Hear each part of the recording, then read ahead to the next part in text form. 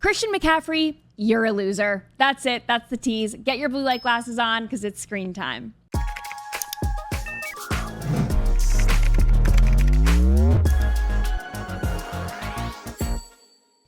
49ers running back Christian McCaffery tied the knot with his model wife, Olivia Culpo, not too long ago. I know, who cares, right? Except apparently the whole internet has beef with this couple, and the newlyweds are fighting back in the most embarrassing way. Their wedding was featured in Vogue, meaning the couple gave the mag exclusive interviews and insight into their wedding day coverage, in which Culpo said she didn't want to exude sex in any way. Lots of conservative pundits hopped on this little piece of the story and jumped to Culpo's defense because they heard Culpo was getting hate for her dress, so they thought that it was because it was modest, but that's where they're wrong. Dressing modestly is very out of the ordinary for Culpo. She's not known for being modest at all. She's actually quite the opposite the other 364 days out of the year. She's not this conservative fashion icon. She just wanted to look classy for a day, but she couldn't even make it a whole day because her after-party dress left little to the imagination. A see-through birdcage with her underwear showing. It was definitely a choice. And to the men watching this, bear with me. I'm getting to Christian McCaffery being a total beta, and this is necessary context. Gown-Eyed Girl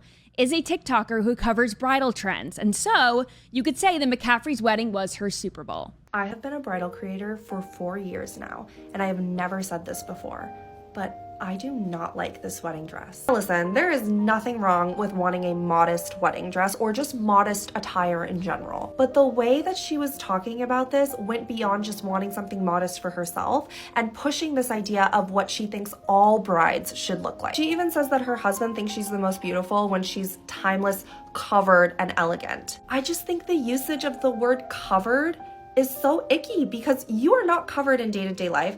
And also, why is he thinking that you're the most beautiful when you're covered? That's such an odd thing. All celebrity weddings will have a little bit of marketing sprinkled in there.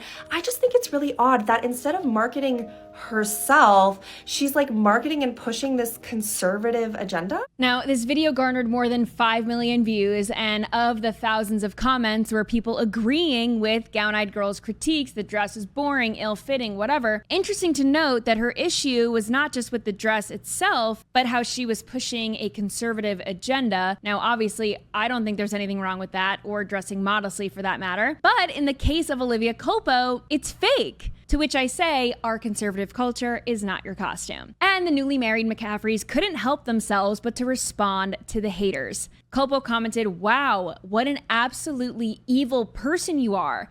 I hope no one ever tears you apart in this way because it's extremely hurtful. I love this dress and it was everything I wanted and more." CMC doubled down, commenting, "What an evil thing to post online.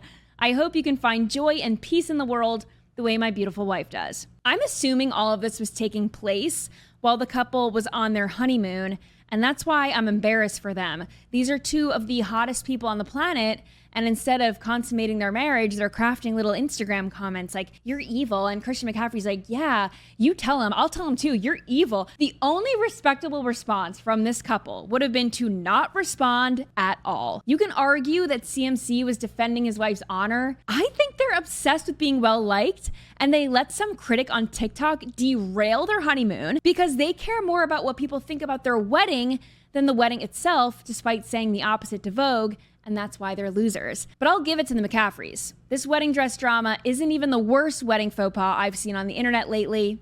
This is.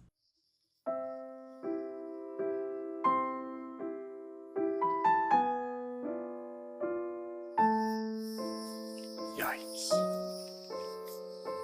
Jeepers creepers, brother. I'll take care of everybody. Well, Yikes, jeepers, creepers, brother. All words that should not be muttered at a wedding. Even worse, that they were all together. And that was this groom's reaction to his bride. Christian McCaffery, you and your Instagram hate comments have been redeemed. Something I can't forgive, though, are people who still have gender reveal parties. We've seen enough of these go wrong that I think it's safe to say we can be done now. Once that couple started the wildfire, that should have been everyone's cue to be like, okay, we can maybe put down the pyrotechnics. Maybe no one cares what the sex of the baby is, maybe we can just find out the old-fashioned way without lighting the town on fire. But not everyone can forego the possibility of garnering millions of views on TikTok, and this unlucky gender reveal goer got a front row seat. 3, 2, 1.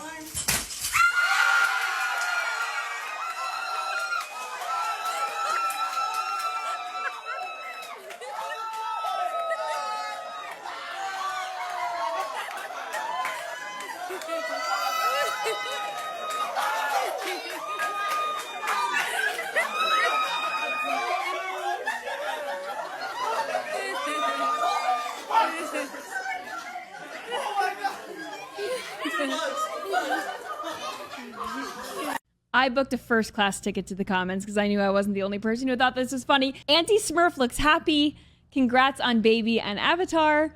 She couldn't even celebrate with y'all because she was fighting for her life. And speaking of fighting for lives, I haven't had a show since the presidential debate, and while Biden was supposed to be attacking his opponent, we all bore witness to Biden's last 2 brain cells having a duel instead. And the internet reactions had me rolling, and I had to share some of them with you. First up, popular makeup artist and YouTuber James Charles was shocked at Biden's performance, to say the least. I need an Adderall prescription, and it's not for me, it's for Joe Biden, okay? That presidential debate was the most embarrassing, pathetic excuse for a television program I have ever seen in my life. How are these 2 1,000-year-old corpses our only 2 options for president? We do not live in a democracy. This is not a democracy. The American political system is beyond belief. No matter who gets elected, we are and nobody seems to care. Oh my, we need a full factory reset. Hit the button and get everybody out of there. You're all fired. You're all useless on both sides of the political parties. You're all dead. And his reaction has become a meme. We are and nobody seems to care. 8-year-old me when I learned about the Bermuda Triangle. 10-year-old me when I learned about tsunamis. 10-year-old me when I heard about Area 51 on YouTube. And finally me when Jason Kelce retired from the Eagles. We were just talking about this in studio before we went live, or before we started recording. I went to school, yes, tsunamis I thought were hitting yearly. And I thought we were in imminent danger. Same thing with volcanoes. We learned about whatever the hell volcanoes in Yellowstone. I thought that was going to be a much larger problem in my life. We just talked about it here. Quicksand.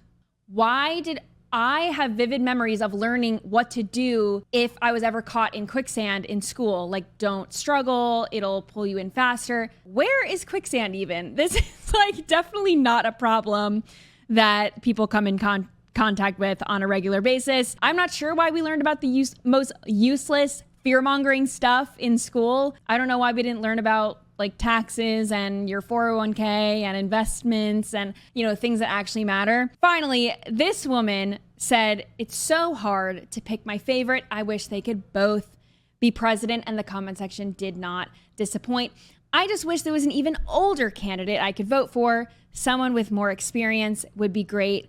We could always use a Ouija board to communicate." We're getting pretty close to that, I think. They just both seem really on top of their golf game, so I'm torn. Co-presidents. Or maybe they could just do a shared custody agreement like 2 divorced dads. They're both so smart and well-spoken, not to mention hot. I just don't know who to pick. And on that disturbing note, I've got to go get my scroll on. Follow along with me at Hayley Caronia on all platforms, and I'll see you right back here next week.